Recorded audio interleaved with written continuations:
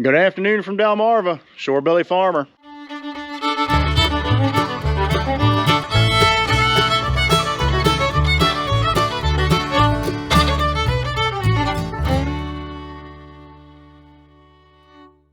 It is Friday afternoon, just got off work. You remember we used this a little bit in the last video. We still have a small leak somewhere. I don't think it's a swivel joint anymore. Looks like it's more coming from the swing motor. So we're gonna do a little bit of excavating today, tear up some trees. But you see, we don't really have any fluid laying anywhere. I mean, it's shiny from where it was coated in fluid at one point, but there's none actually pulled up and puddled up and laying anywhere. So we're better than we were. So we're gonna warm this thing up, start it up, get the fluid warm, and then track it around. Let's see if she'll start.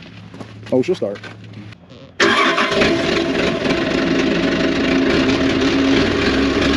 I'm up here on the excavator right now. Eugene, he's inside, and what we're gonna do, I'm gonna let him track around while I'm up here so I can keep an eye on what's going on down there. See if we can find this other little leak in there.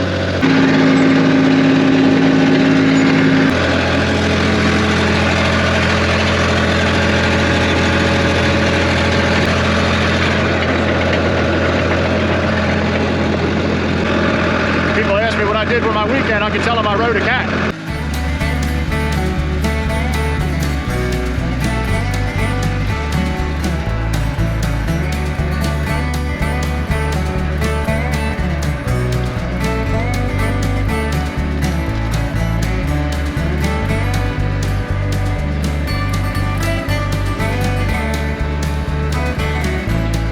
I feel like I'm riding a Bronco. Woo-hoo!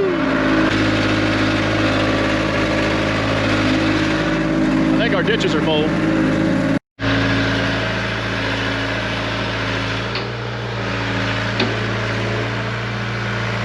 So the reason we're doing this is twofold. One, we need to get the excavator hot enough to see if we have another leak somewhere else. So far, everything looks pretty good. What I was seeing the other day might have just been residual, built up in cracks and crevices. After the excavator heated up, the oil pushed out. So we're gonna keep an eye on it. There's no sense in me riding up there anymore. There's nothing that's evident of being a major leak. As he keeps using it, every 5 minutes or so, I'll stop and go up and take a look. As oil heats up, it thins out and can leak easier if there is a small crevice or hole or chafe in a hose somewhere where the oil can escape. The hotter the oil gets, the more likely that is to happen. Not to mention, as the metal heats up, it'll expand, and if there is a gap somewhere, maybe an O-ring rolled from where we've had those hoses on and off so much, the oil can escape out of there. So we're just gonna keep an eye on it. The other reason we're doing this, other than trying to ascertain whether the excavator is leaking, is we need to be able to maintain our ditches. And this has all been grown up and we can't get to this ditch back here. So I want to make it 15 foot wide so I can get my bush hog in and out of here, keep this all maintained. It creates actually a nice walking path too for the kids. They can ride their go-kart back here. So there's a reason for it too. Also, if you look, see how thick the trees are. They're so thick in here that they're actually killing each other off. And most of them aren't viable trees anyway. I mean, I could just take these and push them over, they snap off, they're dead. You could, especially in the summertime, you can come in here and you can see the trees that are alive have leaves on them, and then most of these are just sticks. I mean, really, they're just dead. So it's good to thin it out, what they call forest management. And for those of you that are wondering, my hand is doing great. That is the cut there. My hand is healed pretty much 100%. You know, if I push on it wrong, I still feel a little bit of pain, but it's not bad. I came in here last winter really, and thinned out most of this pine grove. They planted pine trees in here before I bought the property. My house is right over there, a couple hundred yards that way. They planted pine trees in here, they planted red buds, and honestly, they planted them too thick. And you can see, once you get over into that area over there, they're so thick that they're dying. So this really needs to be gone through and completely cleared out and save the viable trees.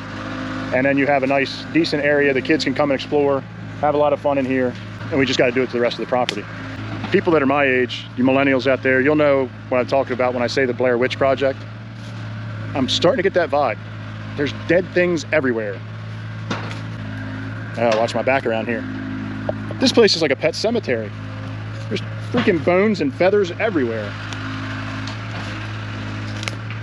Look, there's more bones. All right, Eugene's been running about 10 minutes without me up there, so I'm gonna go over and take a look. Come along with me.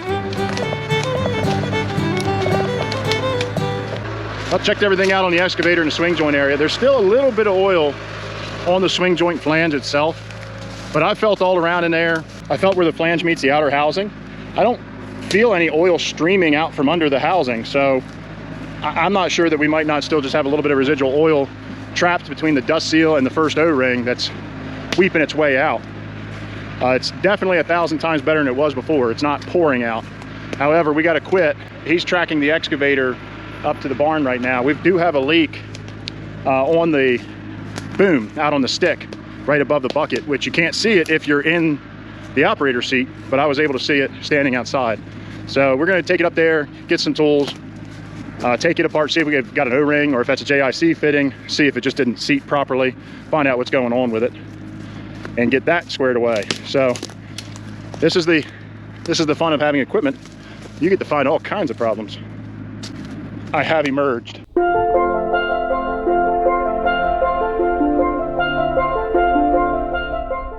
So here's where our leak was coming from, out of the stick here, and this O-ring is shot. So no big deal. Change out the O-ring. Look at that. O-ring actually had a hole in it. Because the guy. That's about as close as I'm gonna get here. Put her in there. She got you. Let her eat. Empty that toolbox. Oh, I was gonna say, there ain't nothing in between there.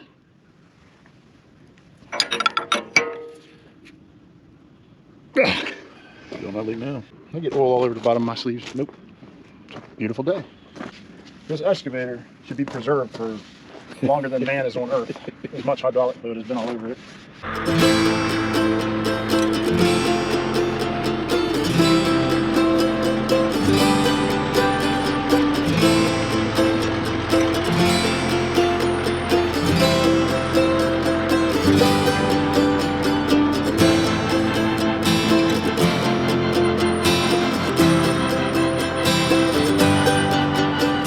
He's got powered feet right now, so he can take the long way. I'm gonna take the shortcut through the woods. Who knows, maybe I'll find Grandma's house. Over the hills and through the woods, to Grandmother's house we go. Shh, what is that? You hear that?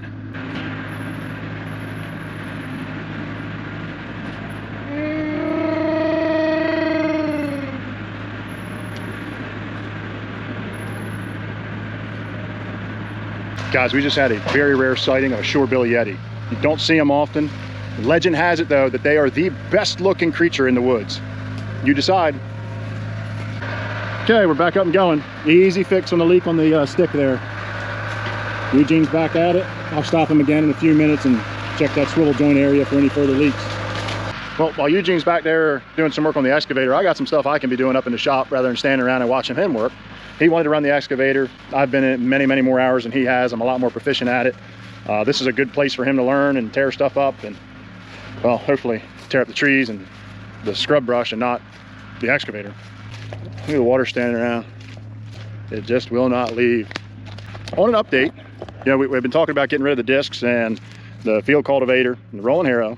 The new piece of tillage equipment should be here in 2 to 3 weeks. So in a few episodes, you're gonna see me all giddy, like little schoolgirls. You know, we obviously won't be able to use it and demo it right now. It's way too wet, but I can at least show it to you and give you an idea of what it does, how it does it.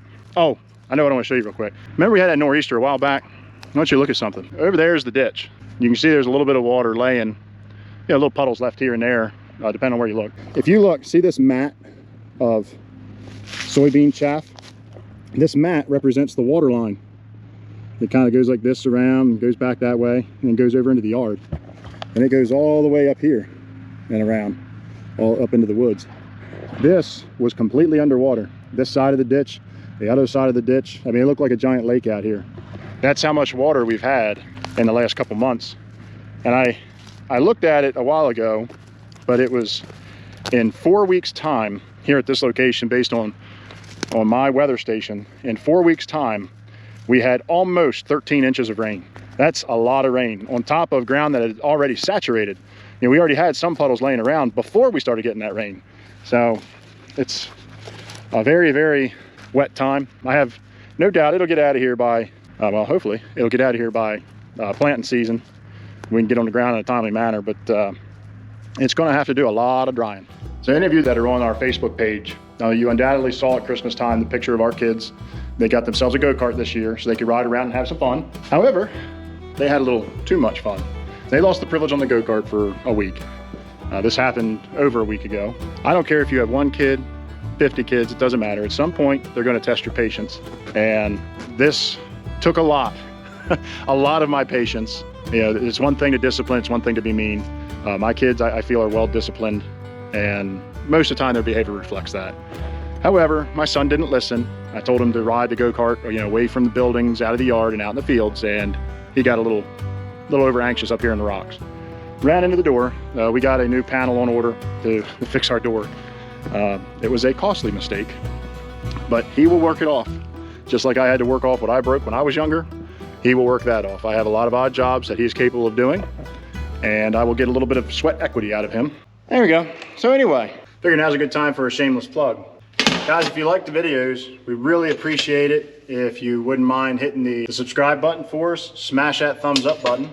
It'll really help us out with the algorithm on YouTube and help get our channel more views. If you didn't like it, leave a comment. Let us know why. If you did like it, leave a comment. Let us know why. Quite a few farmers actually reach out to us and ask questions on why we do things certain ways, and had some pretty lengthy conversations with them about, you know, different farming practices or why we do something a certain way, our ground versus their ground, some of our programs with chemicals versus what they do. It's been pretty engaging and a lot of fun. So if you wouldn't mind, help us out. We've got, I don't know what it is, we have like 2,000 people on our Facebook page. If every single person that's on our Facebook page would at least just watch the video one time and hit that thumbs up button, man, that would be huge. I've set a personal goal for myself that I would like to get our channel up to 1,000 subscribers in less than a year. They say it's really hard to do it. I'm pretty confident that we can. Also, I owe stickers to 2 of you out there. You know who you are. There's a gentleman down in Florida who was we'll just say our first self-proclaimed long-distance YouTube subscriber. Not somebody that we know locally here. And you know, because of that, I told him I would send him a sticker, as well as our 100th subscriber, Jamie. You're getting a sticker. We are supposed to be getting them in a week or 2.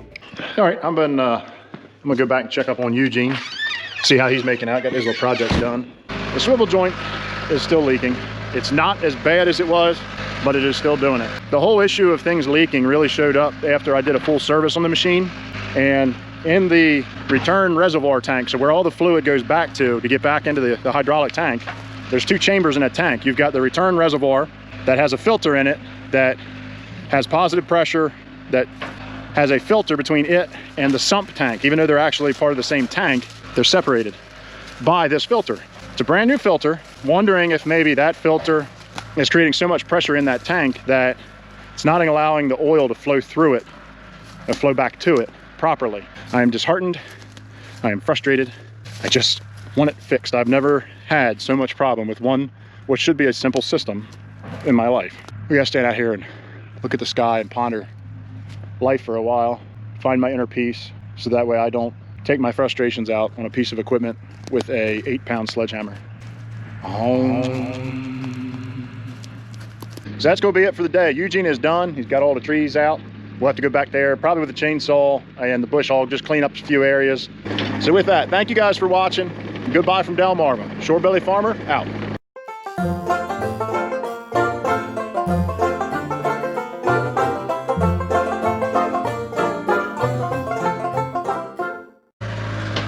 Bambi, are you okay? You gotta go to the dentist. Poor Bambi. Hold on. Thumper would appreciate this. Give Bambi a proper burial. There you go. Rest in peace, Bambi. Another bone. I wonder if the same thing that got Bambi got this.